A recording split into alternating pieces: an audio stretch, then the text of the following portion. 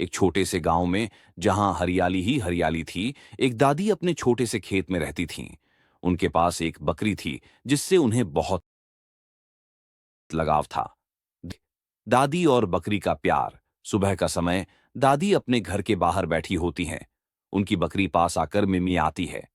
दादी हंसते हुए, अरे मेरी लाली, भूख लगी है तुझे?